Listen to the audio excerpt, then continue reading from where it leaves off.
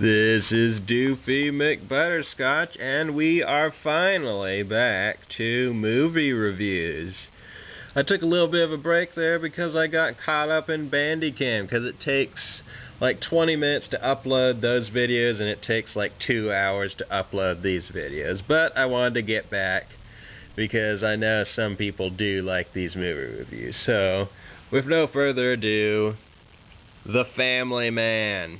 Now, this was, it was a cute movie.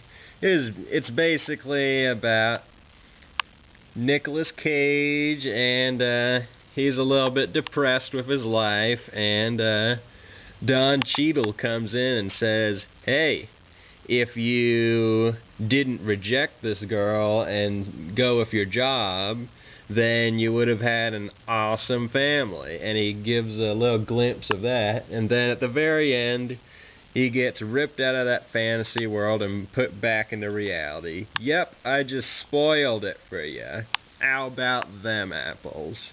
But yeah, it's a good movie. I'd recommend it if you like those feel-good movies. It's a good one. Next up, you got Snake Eyes. Now this is it's a real average action flick. There's nothing real special about Snake Eyes.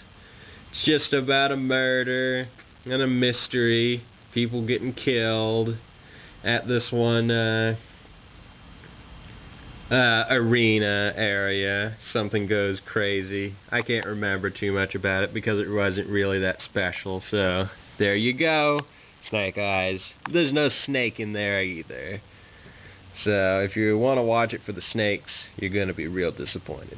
8mm. Now, this one was a bit pornographic. It was about Nicolas Cage trying to find a snuff film about this one girl getting killed.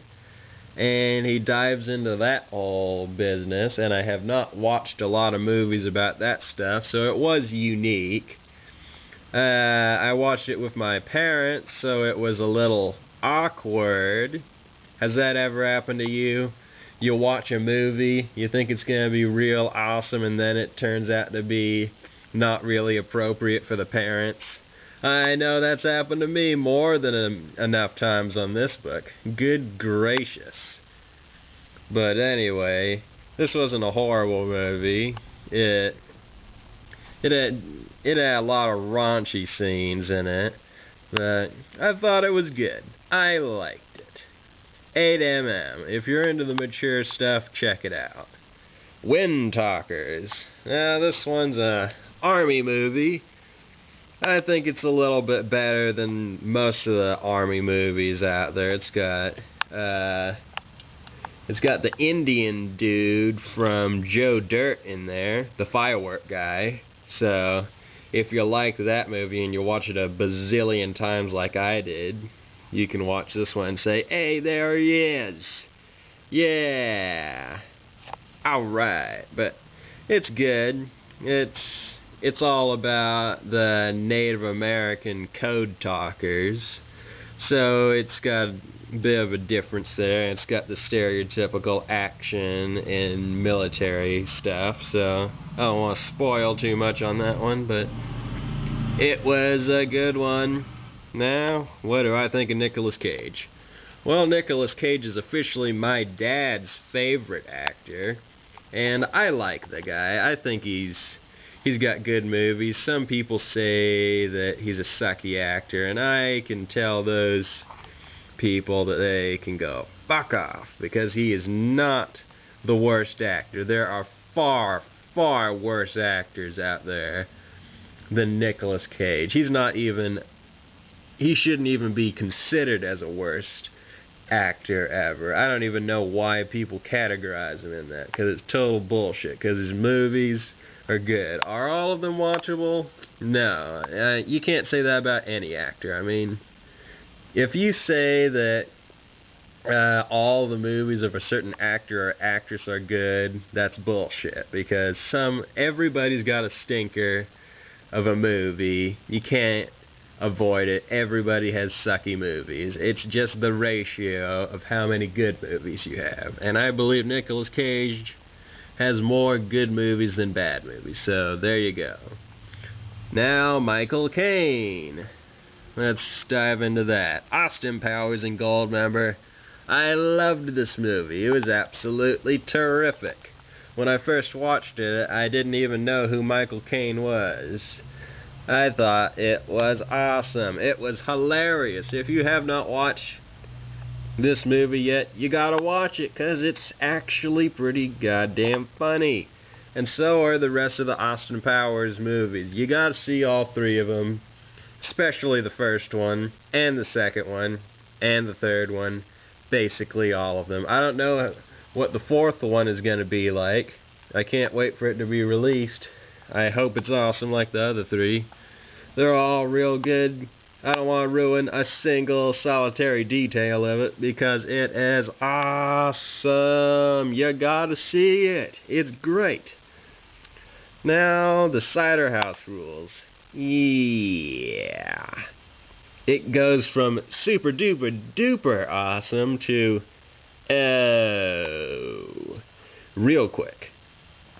The Cider House Rules is about Spider-Man, the guy who played Spider-Man. The first guy, not the second guy. He's in that, and it's all about making cider and making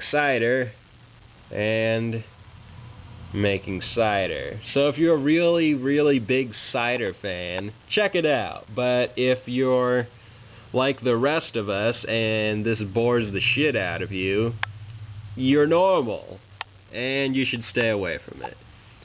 It's a bummer, and it's sad. A Bridge Too Far. Oh my God! I hated this film. This is one of the films that made me hate military movies. It is so fucking boring. It is one of two military movies. The next one is in George Clooney's top 10, but this movie was so terrible. I mean, it was just so boring. It had no plot. It had a really, really big cast of people, most of which you're probably not going to know because it was made in the 70s, so you might recognize Hannibal Lecter, but that's about it. I mean, it's boring as all hell. I mean, it's just, if you're having troubles falling to sleep, watch this movie. It'll help. And all that sleep apnea, don't pay $1,000 for pills or like a special device that'll help you stop snoring. Watch A Bridge Too Far. It will put you to sleep. It is awful. Just awful. Up next, Dirty Rotten Scoundrels. It's a good Steve Martin film. They're basically a bunch of thieves and they steal from people, and it's pretty good. I liked it. I watched it a long time ago, so I can't remember everything about it. Hannah and her sister. Oh yeah, we already did that one. Okay, The Muppet Christmas Carol. Well, oh wait, shit. We're almost out of time. We're not going to have time to do that one. We'll be back. See ya.